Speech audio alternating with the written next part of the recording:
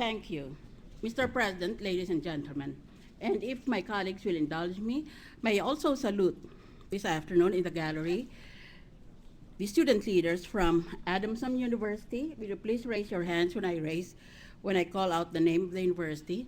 Lyceum of the Philippines, Fatima University, UP Diliman, UP Manila, Far Eastern University, Centro Escolar University, San Beda Law Student Council, University of Santo Tomas, Polytechnic University of the Philippines, UP Law, De La Salle University, La Verdad Christian College, West Visayas State University, Bulacan State University, barangay officials from Barangay 306, Quiapo, Manila, employees from Convergys, the call center.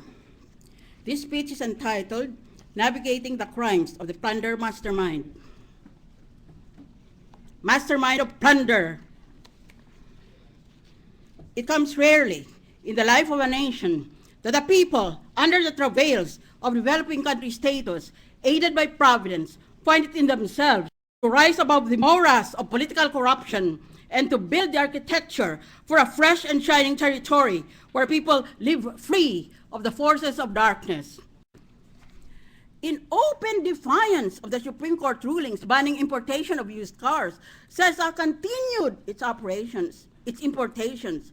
In 2012, car traders imported some 5,400 vehicles contained in 18 shipments.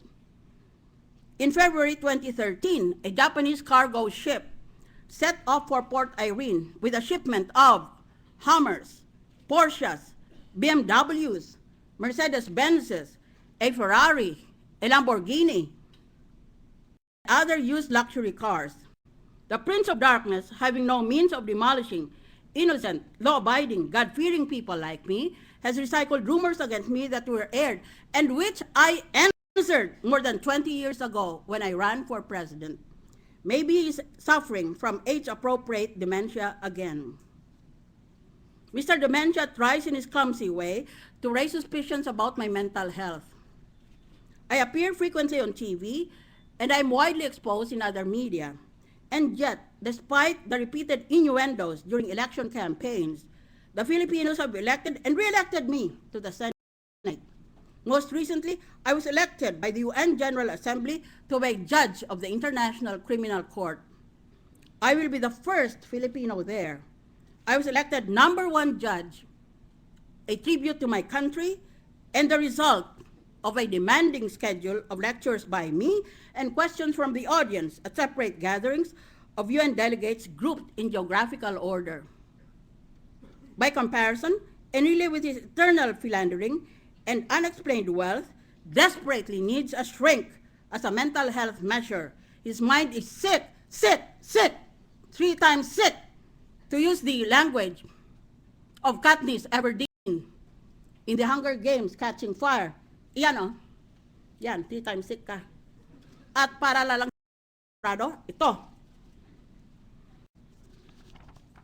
Enrile violated the law when he tried to pressure my husband, then a customs collector, to release a smuggled Toyota car, forfeited for failure to pay correct customs duties and charges.